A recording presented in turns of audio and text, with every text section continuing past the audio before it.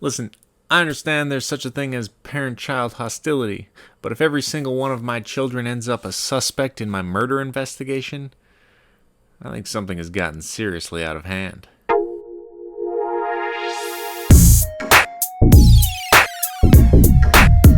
I have never been a parent, nor have I ever been rich, and yet I still think it is interesting and applicable, this question of how much should be granted to us from our parents, and how much should we have to earn on our own, for our own sake. Harlan Thrombey is this honestly good guy, just a stand-up guy in every way you could imagine. Man, literally seconds after finding out he's about to die, starts hatching a plan to save the person who accidentally killed him. This is a good guy, and yet, despite Harlan's goodness, all of his kids are just the worst people. The kids, the grandkids, the kids-in-law, just terrible people, all of them. So bad you wouldn't be surprised for a second if any one of them killed Harlan. Not one of them are even a quarter as concerned about the apparent murder of Harlan as they are about the distribution of his wealth and assets. Not to mention, they're all just varying shapes of racist, egotistical, and plain old rude. That's some heavy-duty conjecture. So how did this stand-up guy develop such nasty offspring? Well, I think we all kind of know the answer. Money. The money. That money! The money corrupted them. After long enough of having access to this massive supply of wealth, each of them got it twisted up in their heads that somehow they had earned that money and it actually belonged to them. But it didn't.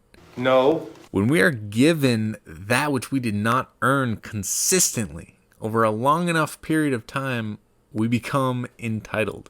To become entitled means you lose your perspective of what truly belongs to you and what doesn't, which consequently means you lose gratitude for that which is gifted to you, because you already thought you owned it. And this entitlement doesn't stay confined to one category of life. It's like a virus. It spreads and amplifies itself and becomes the lens through which we see the world. The film actually uses the topic of immigration to illustrate how this entitlement has spread in the characters. The characters talk about the issue, believing so adamantly that they have an ownership stake to a land and freedoms that they themselves did nothing to earn, achieve, or even maintain. They simply happen to be born where people in the past have earned those freedoms. Now, Harlan wasn't trying to corrupt his children. We've already been over this. He's a great guy. When he finally realized the disservice he had done to his children by giving them access to his wealth so readily over the years, he cut them off.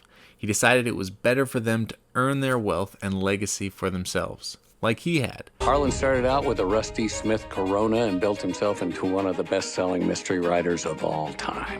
Because if you earn it, if you strive for it and overcome challenges to get it, you lose the entitlement.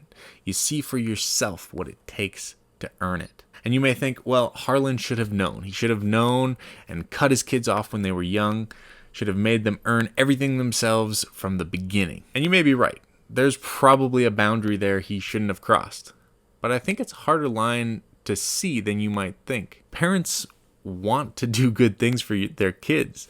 You hear stories of parents going to extreme lengths to better the lives of their kids all the time, crossing the ocean to the land of opportunity, saving and scraping so their kids can have a good house in a good neighborhood, have access to health care, go to good schools, go to university. Like, parents take this stuff really seriously. They spend their entire lives pursuing the best for their kids. So if you have access to all this wealth at your disposal, and you can provide the very best of everything for your kid, give them every opportunity and buy them every shortcut, it would take a lot of restraint for any loving parent to actually hold back on that. Like, where is the line in the sand that parents shouldn't cross to not spoil their child? I once talked to a man who was debating the merits of buying his children green pepper. Green pepper. His family growing up couldn't afford veggies like that, so he learned to really appreciate the privilege of having such healthy food as an adult, and he valued that. He knew that if he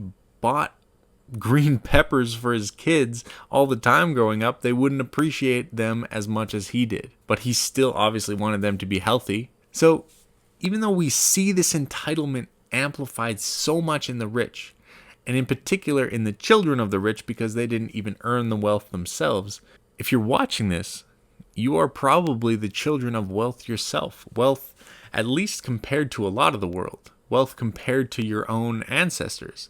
You didn't earn the public education you received. You didn't earn the collective knowledge and technology of the healthcare industry. You didn't earn the freedom of democracy. Hell, you probably didn't even earn the infrastructure that provides internet and the ability to watch this video right now. All of that stuff was earned by the lives and efforts of our parents and their parents and their parents before them. People who earned what we feel entitled to. So where's the line?